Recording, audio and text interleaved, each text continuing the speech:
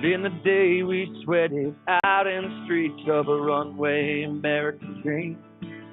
It'd not be right for mansions of glory. You're inside My Fix It Up Life, and the tachometer is red line. Red line? Red line. All right. Bruce Springsteen fires me up. Yes. I'm glad he fires you up. That's positive. And we're at the Stanley Utility Mats booth at the National Hardware Show. We are. And we're joined by a voice, certainly that you know. Yes. A face that you know. Yes. And a mission that you may not know. Okay. John Ratzenberger. You should know about. Yes. Well, yeah, the older people, your uncles, aunts, and mother and father know about my mission. It's keeping things made in America. People don't realize that that's the real strength of America. It's not actors or sports celebrities. It's the fact that we make stuff. And that's what brought us to the dance, if you will. Western civilization. That's the strength of America. Well, manufacturing is to America what spinach is to Popeye. Mm. And if we don't have manufacturing here, we become a third world country. And if you've ever been to a third world country, that's us in about 12 years if we don't stop the chase, if we don't stop chasing manufacturers overseas. Well, we're very passionate about Made in America, and we were just talking to Mark from the Made in America store, and oh yeah, good guy, he's a hero. All of the details that are involved in trying to figure out, like the glue, the cardboard, like making sure every single piece and part of things, not only that they're made here with American hands, but made in an American facility, but all of those things, the supplies that you get, it's kind of mind-boggling to me to be able to get that all kind of distilled down into something like the Made in America store, which does it for us. Right. And also, you know, the school system in the last 30 years has kind of made us stupid because people somehow, and always, I always wondered about, why don't people understand that when you buy, let's say, a T-shirt that's made, let's say, in China, and you think it's $3 cheaper, wow, okay, I gotta get a big deal on this. Well, somewhere in America, there's a T-shirt company that you've just put out of business. Now, that T-shirt company used to pay taxes into your city or town or wherever it was. So now that T-shirt company is gone because you think you're getting a cheaper product, those taxes are coming out of your pocket for the roads, the fire department, the schools, the playgrounds, the bridges. That's just math. Yeah. It's just common sense. So you think you're getting a big deal saving $3 or $5.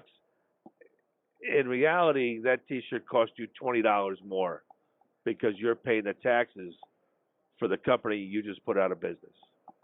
That is very hard to digest. I think for a lot of people, because it's the $3, it's the quick fix of it's short-sighted. It's the thrill of consumerism. Yes. There's no question about it that's how people have sold things. And now and those very people are also the ones complaining, well, why can't we get good school books for my kid in school?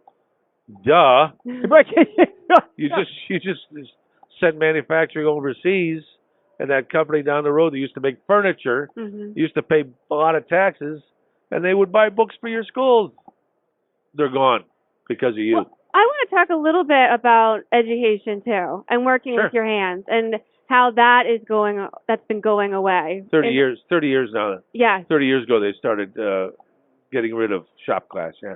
And that's something that we're very passionate about, is that kids need to have basic skills, basic handy skills, DIY skills, to be able to take care of themselves and their family and their homes.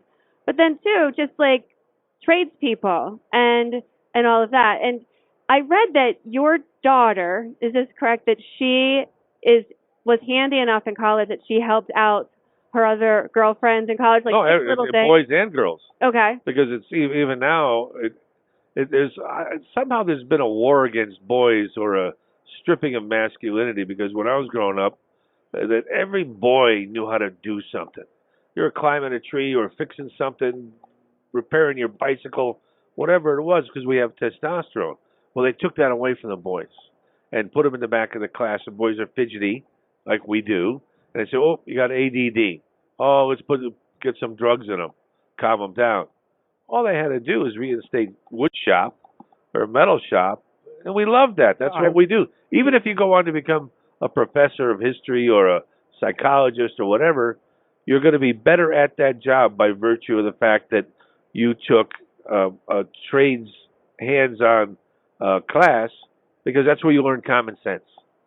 You learn common sense in a sandbox. You don't eat the sand. Yeah. But you got to be touching stuff. You got to be making stuff.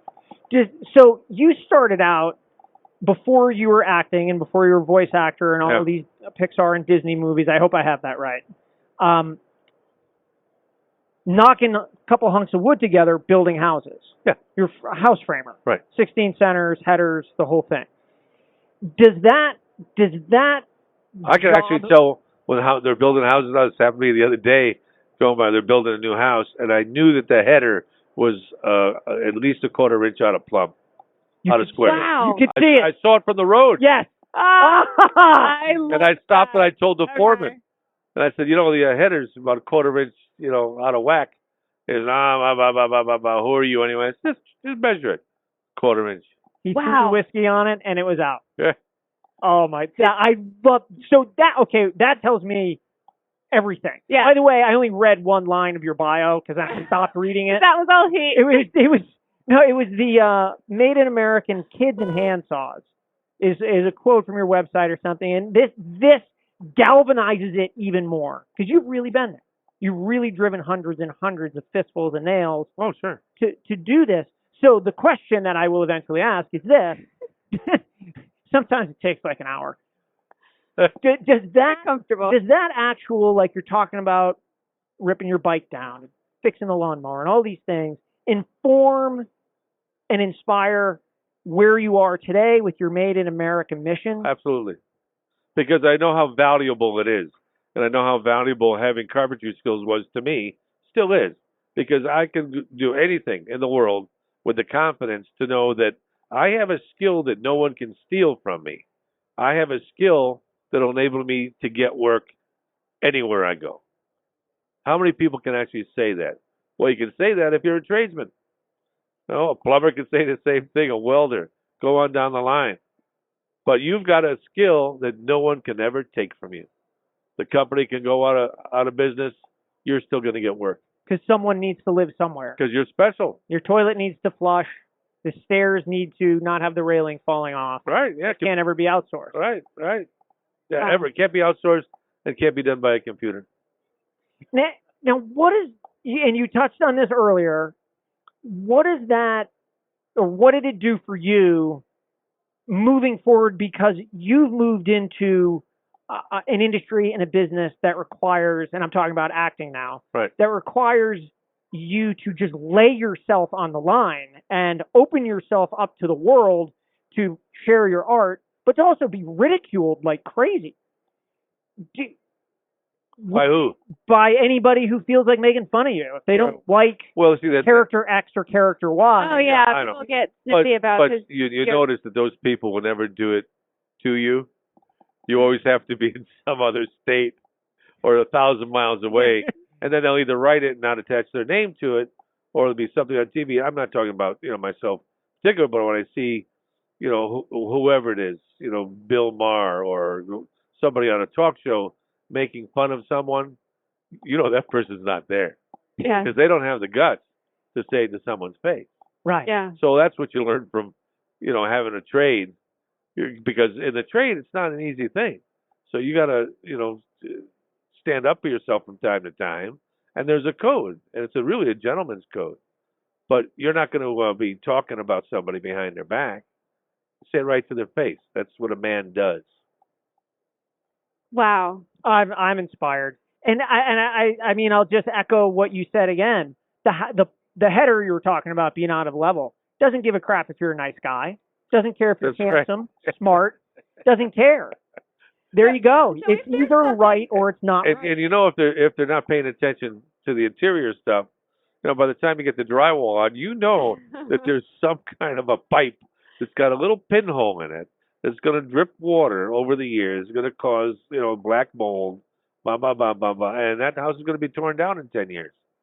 But you can tell at the framing stage what kind of house it's going to be. So whack it together, Yes. gun it down, Yes. and butch up.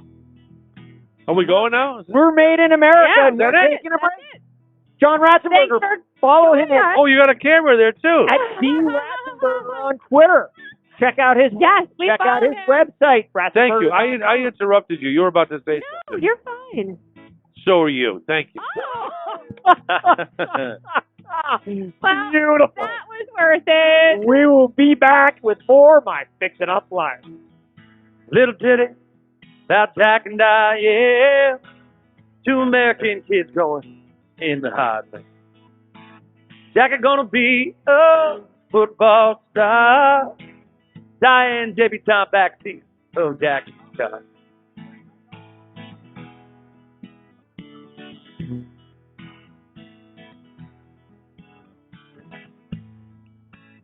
Sucking on chili dog, outside the taste of free. Diane sitting on Jackie's lap, got his hand between his knees. Jackie says to Diane, run off behind a shaded tree. Jimmy Law, Bobby Book, let me do what I do.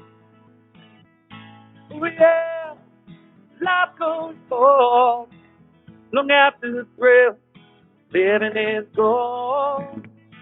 Oh yeah, life goes on long after the thrill, living is gone. Walk on. Jack sits back, collects his thoughts for a moment, scratches his head and does his best to change things. But there, Diane, gonna run off to the city.